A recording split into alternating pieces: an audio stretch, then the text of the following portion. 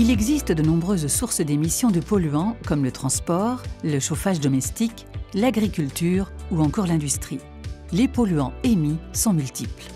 Certains polluants sont provoqués directement par les activités humaines. D'autres, dits secondaires comme l'ozone, se forment suite à des réactions chimiques. En parallèle, des phénomènes comme la météo peuvent favoriser ou empêcher la dispersion des polluants. La pollution de l'air a de nombreux effets sur la santé. Elle est classée comme cancérogène avérée.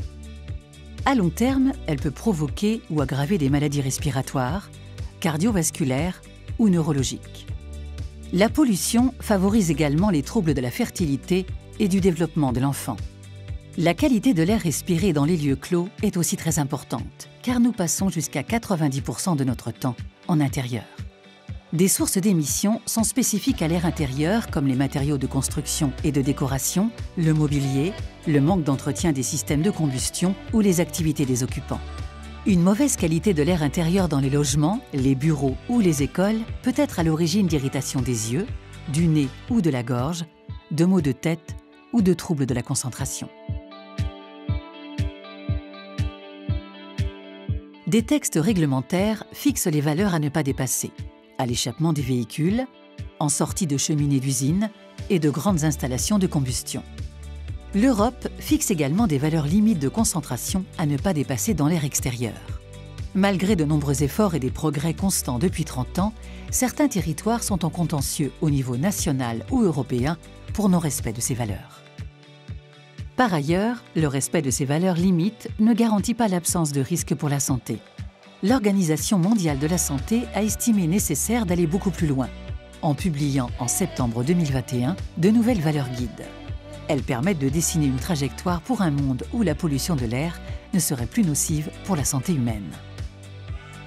Les collectivités sont au cœur de la mobilisation pour améliorer la qualité de l'air sur leur territoire.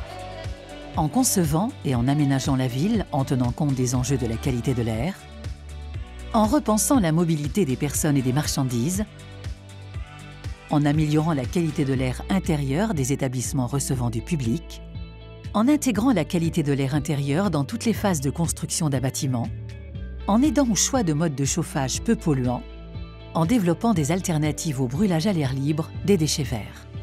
Les clés de la réussite ? Anticiper pour intégrer l'enjeu de la qualité de l'air dans toutes les politiques territoriales de transition écologique et dans les documents de planification. Se concerter et se mobiliser. Prendre en compte l'impact sur la qualité de l'air dans les achats publics.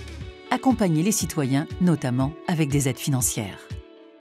Alors n'attendez plus pour agir en faveur de la qualité de l'air et bénéficier du soutien de l'ADEME.